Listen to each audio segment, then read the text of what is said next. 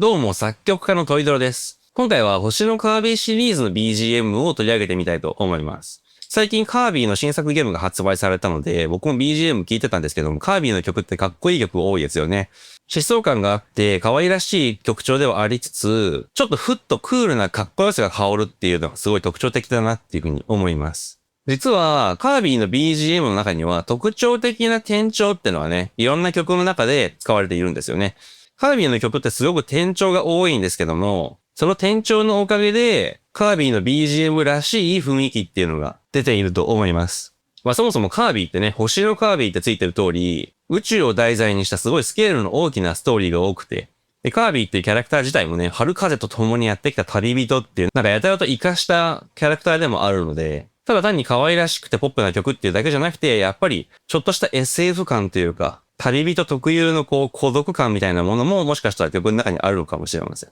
さあ、で、今回はね、そんなカービィシリーズから4曲取り上げて分析してみようと思います。で、1曲1曲の詳しい分析っていうのはメンバー限定の動画の方で上げさせていただくんですけども、この動画の中では4曲をいっぺんにざっくりとまとめて転調だけに注目して分析していこうと思います。取り上げる曲は、初代カービィからグリーングリーンズ。そして同じく初代カービィからキャッスルロロロ。そして同じく初代から無敵キャンディーの BGM。そして最後に星のカービィスーパーデラックスからカービィ凱旋のテーマ。こいつらを分析してみようと思います。で、この4曲の作曲はすべて石川淳さんです。カービィシリーズの BGM を語る上では外せない作曲家ですよね。はい。で、これらの4曲には実はね、どれも共通した転調っていうのが含まれてるんですね。先にネタばらししちゃうと、実は単三度転調っていうのが含まれてるんですけども、その単三度の転調っていうのが、ただの単三度の転調じゃなくて、ちょっと工夫した上で使われているっていうことを今から見ていこうと思います。さあ、それではね、まず1曲目のグリーングリーンズ聴いていただきましょう。こんな感じの曲です。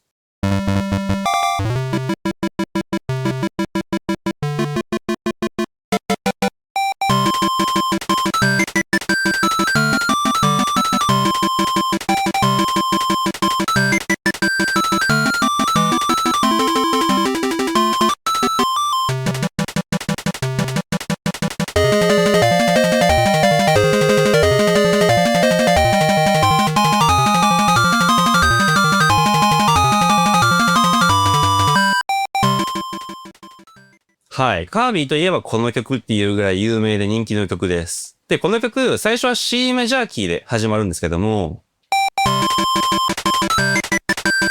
途中で転調が挟まっていきますよね。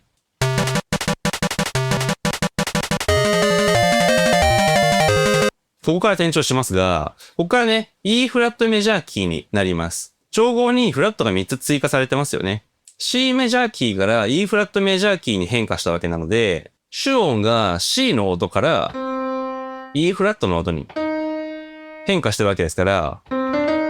単三度上の調に転調してるっていう風に言うことができますね。こういう単三度の転調ってのは、ポップスとかでは非常によく使われています。というのも、単三度上や下に転調するときっていうのは、特に転調の準備を仕掛けなくても、いきなり転調して違和感が出ないんですよね。ただ、カービィシリーズの曲の中で、こういう風に単三度の転調するときっていうのはね、一個特徴があります。それは何かっていうと、転調が発生している瞬間の継ぎ目の部分の和音ですね。ここのコードがサブドミナントマイナーのコードになってることが多いんですよね。どういうことかっていうのを今から解説していきましょう。ここでは転調する直前のコードっていうのは普通に C メジャーのコード、1のコードです。で、ここから転調した瞬間のコードっていうのは F マイナーセブンスのコード。このコードっていうのは、要するに元々の調 C メジャーキーから考えると4のマイナーのコードになるわけですよね。つまり単調から持ってきたコードっていうことになります。もともと C メジャーキーだったところから F マイナー、4のマイナーのコードをこういう風に弾くことになるわけです。だから実はここでは一瞬ね、単調、つまり C マイナーキーに飛んだような雰囲気が出てるわけですね。で、いやいやちょっと待てよと。ここのキーってのは E フラットメジャーキーのはずだろと。いうふうに思うかもしれませんが、実は E フラットメジャーキーと C マイナーキーっていうのは平行調の関係にあるので、どっちも調合としては同じ調なんですね。さあ、で、この4のマイナーのコード、サブドミナントマイナーっていう風にさっき紹介しましたが、まずね、そもそも4のコードってのはサブドミナントのコードですよね。で、サブドミナントのコードでなおかつ、単調から着用してきている和音っていうのをサブドミナントマイナーっていう風に呼びます。要するに、これはね、モーダルインターチェンジが起きてるっていう風に言うこともできるわけです。クラシック音楽的にはね、こういう風に丸の記号をつけた和音の記号で表すんですけども、準固有和音っていう風にも言います。ただのサブドミナントのコードだったら、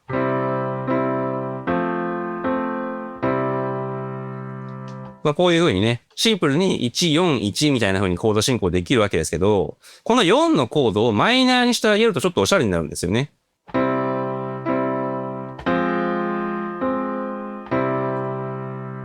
ちょっと切ない雰囲気になりましたね。ラのフラットの音が4のコードの中に含まれているのがポイントで、このフラットの音のおかげで切ない雰囲気が出ます。はい。というわけで、このサブドミナントマイナーのコードを絡めつつ単三度の転調を行うっていうのが、実はカービィの曲の中によく見られる工夫なんですよね。それを踏まえてもう一回聞いてみましょう。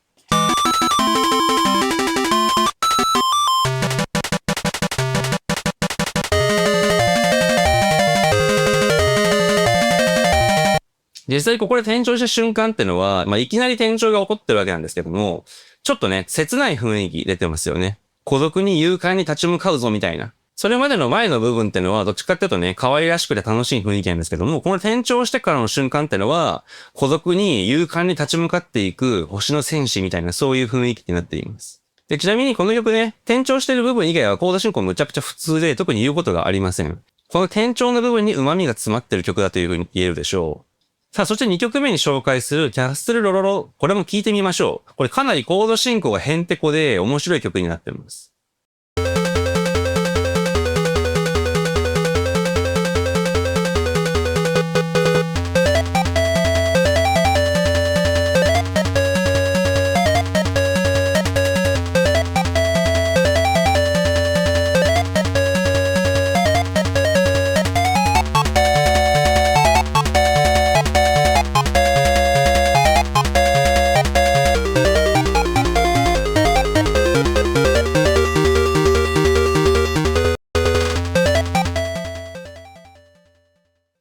なかなか刺激的なコード進行ですよね。この曲は、さっきの曲と違ってコード進行そのものがかなりヘンテコなわけですけども、やってることは実はシンプルで、単純にコードを半音ずつ上とか下に下げてるだけですね。なので、あんまり綺麗なコード進行ではないんですけども、そんなこの曲の中にもやっぱりさっきと同じ転調の仕組みっていうのが隠されているので見てみましょう。この曲の中で印象的なのってやっぱりここの部分のメロディーですよね。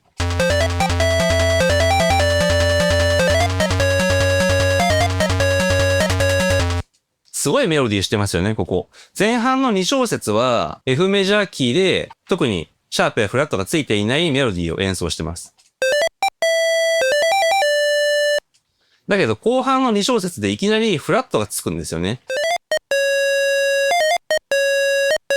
このおかげで、やっぱりこの曲もね、すごくなんて言うんでしょうね、SF 的な、なんか宇宙的な不思議な雰囲気、壮大な雰囲気が出てると思うんですけども、実は、ここのメロディーもさっきと同じで、転調をしてるんですよね。で、どういう風に転調してるかっていうと、やっぱりこれもさっきと同じで、単三度上の調、もしくは、主音が同じままで単調に移っているっていう風に言うことができるわけです。はい。今の部分のコード進行をよりシンプルにここに表してみたので、聞いてみましょうか。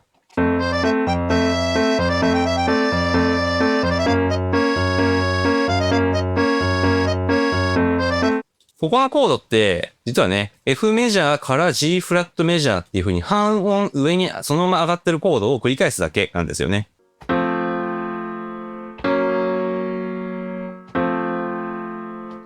で、結果的に、ここのね、半音上に上がったところになっている G フラットメジャーのコードっていうのは、フリギア戦法から持ってきたコード、モーダルインターチェンジっていうことになってるんですけども、これ実はね、メロディーだけ見ると、前半部分は F メジャースケールで、後半部分は F マイナースケールっていう風に考えれば、実はしっくりくるんですよね。で、ここにモーダルインターチェンジが入ってるとちょっとコードが複雑になっちゃって分かりづらいので、F フラットマイナーのコードに置き換えてみたらどうなるかっていうのを試してみましょう。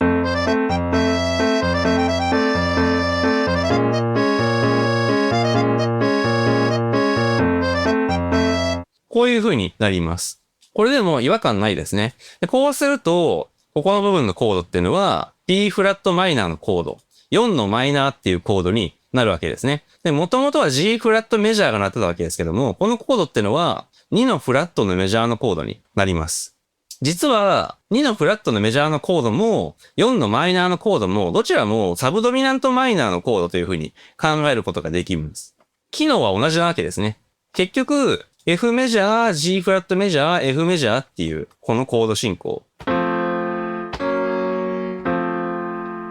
これっていうのは、1、4のマイナー1。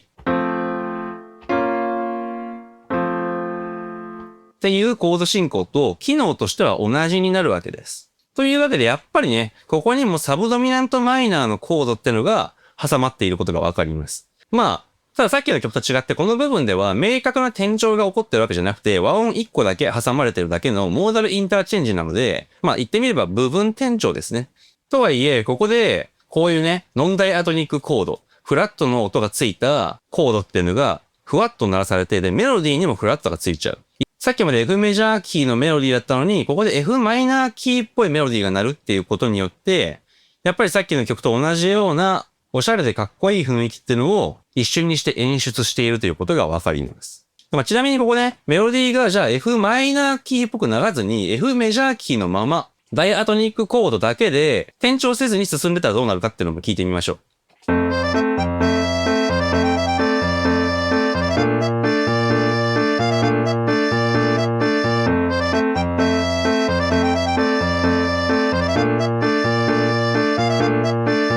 まあ別に変ではないんですけども、さっきと違って、なんか壮大な感じ、宇宙的な SF っぽい広がりみたいなものってのが失われちゃいましたよね。本当になんか野原で寝そべってるだけみたいな感じになってしまいました。やっぱりここにね、単調に一瞬映ったかのような単三度の転調、サブドミナントマイナーが挟まることによって SF っぽさが出てるという風にわかると思います。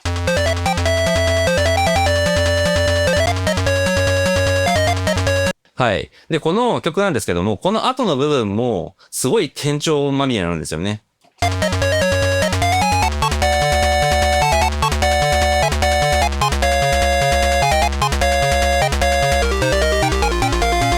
なんか好き勝手に転調していきます。この辺は正直、あんまり合理的な転調が行われてるってわけじゃなくて、もうコードをね、半音ずつずらしていってるだけなんですけども、最後の部分だけちょっと注目したいんですよね。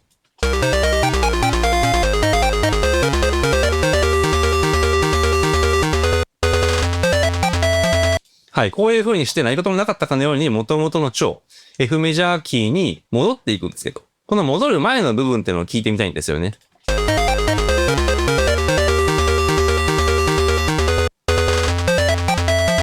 実は、ここにもサブドミナントマイナーっていうのが関与しています。はい。というわけでね、今の部分もコード進行を単純に掛け表してみました。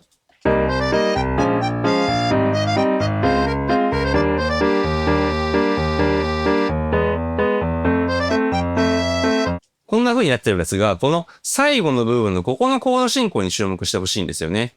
D フラットメジャーセブンス、E フラットメジャーセブンス、そして E を経由して F メジャーへという風に進むわけですね。で、この E フラットメジャーから E を経由して F っていう流れは、コード進行が半音ずつ上に上がっているだけなので、まあ、ここでやってる E のコードってのは一旦無視しちゃいましょう。間を繋いでるだけですからね。で、こういう風にして見ちゃうと、D フラットメジャー、E フラットメジャー、F メジャーっていうコード進行で、ここのね、トニックに解決してるってことがわかります。こういうコード進行になりますよね。で、実はこれって、6のフラットメジャー、7のフラットメジャー、1のメジャーっていうコード進行になっていて、いわゆるマリオ進行って言われるコード進行になっています。すごく明るいコード進行なんですよね。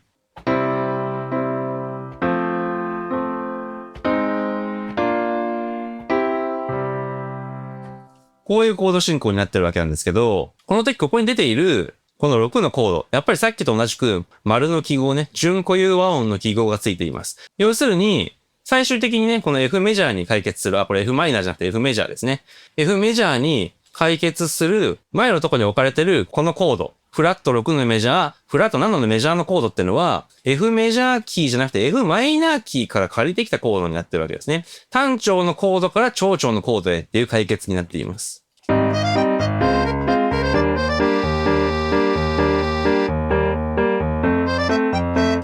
そして、このフラット6のコードっていうのは、やっぱりサブドミナントマイナーのコードになっていて、4のフラットのコードと同じく、サブドミナントマイナーからトニックへ解決するっていう流れをこの曲の中に作っているということがわかります。実はカービィの曲の中には、このマリオ進行、つまり、フラット6のメジャー、フラット7のメジャー、そして1のメジャーっていう風に進むコード進行がよく出てきます。カービィの曲の中にマリオ進行がいっぱい出てくるってちょっとややこしいんですけど、このコード進行はね、別にマリオに限らず、すごいいろんな曲でよく使われてるコード進行です。あんまりマリオ進行っていう名前僕は好きじゃないんですが、サブドミナントマイナーから1のコードトニックへ解決するっていうとても明るいコード進行になっているということですね。さあ、この2曲目ちょっと難しかったんですけども、次ね、さっくり3曲目に行ってみましょう。次は無敵キャンディーの BGM で、ほんの4小節の短い繰り返しになってるんですよね。こういう曲です。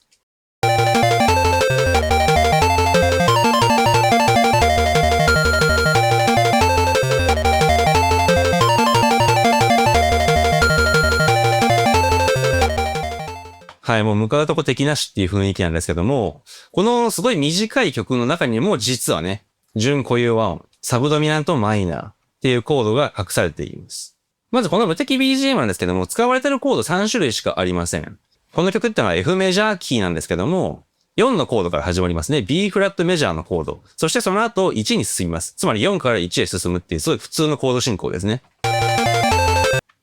で、その後、コード進行がね、もう一回4から1へ進むのかと思いきや、ここで新しいコードが出てきて、E フラットっていうコードが出てくるんですね。フラット7のメジャーコードです。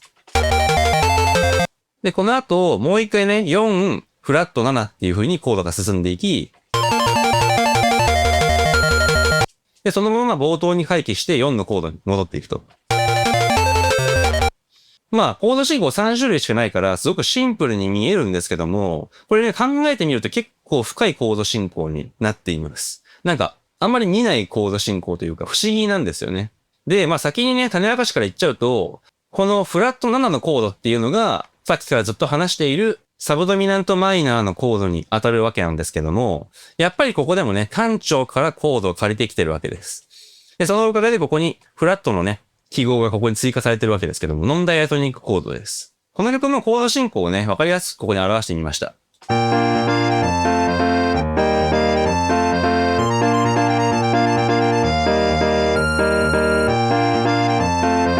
こういう風になってるわけですけど、これちょっとメロディーに注目してみると、実はメロディーには臨時記号が一切ついていません。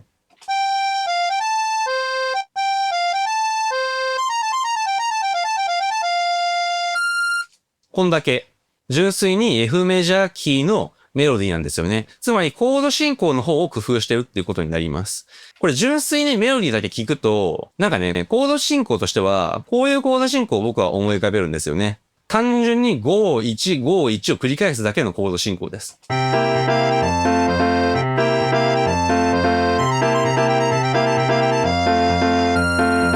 これで全く問題ないコード進行としてはつくんですよね。ただ、今の曲にね、無敵感あったかと。全然無敵感ないですね。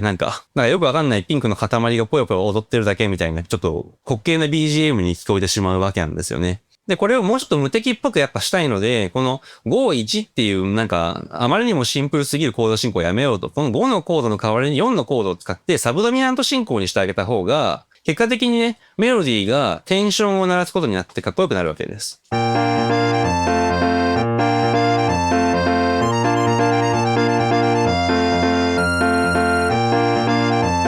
はい。で、これで、じゃあ無敵っぽくなったかと聞かれると、これでも全然無敵感足りないですよね。41、41、41。もう一ひねりないかっていう、そういう感じです。やっぱり無敵ってのは、すごい特殊な状態なわけですから、もっと正体不明にみなぎる力ってのが欲しいわけですよね。でそこでやっぱり、さっきからやってるように、炭酸の転調した単三度転調した和音、同種単調から借用してきた和音、サブドミナントマイナーのコードっていうのを使って、ちょっと SF 感を足してあげるわけです。ここの部分ですよね。宇宙的な明るさがここに加わって、ふわっと浮いた響きになります。この最後の部分にも、フラット7のメジャーのコード、サブドミナントマイナーっていうのを混ぜてあげることによって、メロディーがね、ナインスのテンションになりますよね。こういう風にして響きをふわっと浮かせて、かっこよくすることによって、無敵感っていうのを強く演出しています。はい。というわけでね、こんな短い曲の中にも、部分転調っていうのが含まれているわけです。やっぱりここの部分のサブドミナントマイナーっていうのはあるとないとでは大違いになってきます。はい。というわけでね、もうカービィの転調の仕組みについてはもうだいぶ分かってきたと思うんですけど、最後にカービィ凱旋のテーマ、これだけ分析していきましょう。この曲はもう分かりやすく、ここまで話してきたような単三度の転調、純固有和音っていうのが使われています。というわけでまず聞いてみましょう。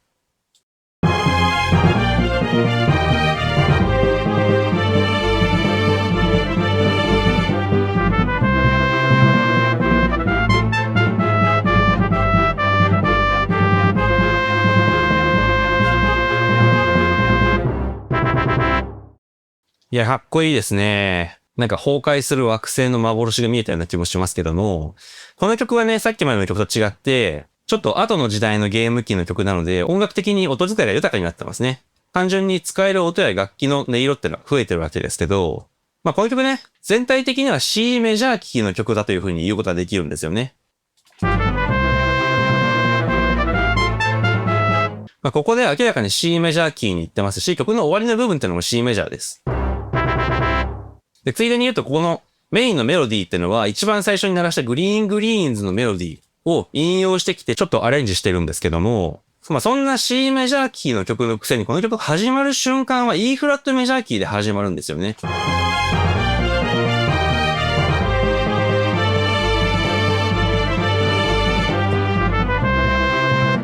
はい。で、C メジャーキーの曲なんだけど、E メジャーキー使っちゃうよってのは、実はね、一番最初にもう見せてますよね。実はやってることグリーングリーンズと全く同じです。てか、なんならコード進行も同じです。グリーングリーンズの後半部分のコード進行。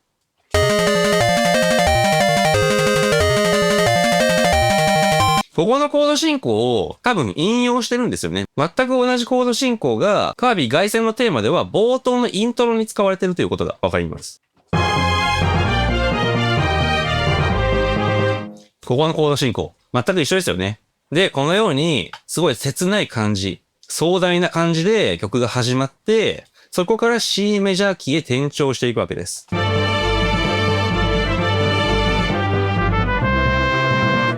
転調の向きがさっきと逆で、今度はね、単三度下に転調してることになりますけど、やってることは一緒です。やっぱり曲のこの始まりの部分ってのは F マイナー、4のマイナーのコード、サブドミナントマイナーコードから始まってるっていう部分も共通しています。サブドミナントマイナーを印象的に聞かせて、でそこから明確に転調していくと。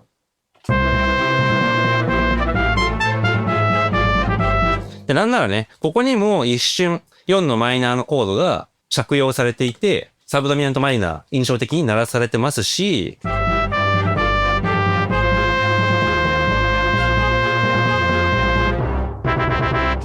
曲の終わりの部分、ここのコード進行っていうのはやっぱりマリオ進行になっています。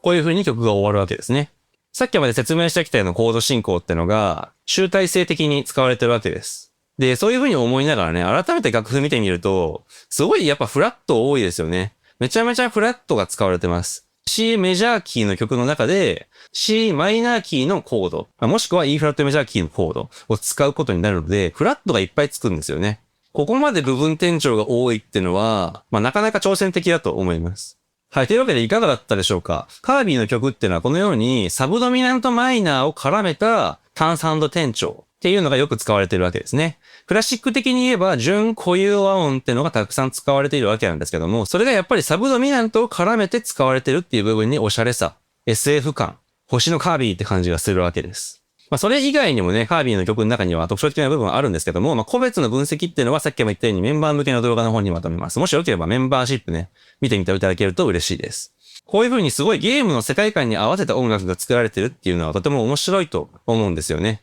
というわけで今回の分析は以上ということにさせていただきます。面白いと思っていただけたらチャンネル登録、高評価、ぜひともよろしくお願いします。ではありがとうございました。